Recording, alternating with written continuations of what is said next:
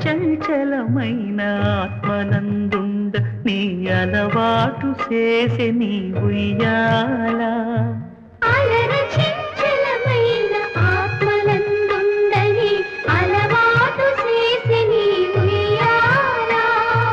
పలుమారు ఉచ్ఛ్వాస పవనమందుండ నీ భావంబు తెలిపే నీ ఉయ్యాల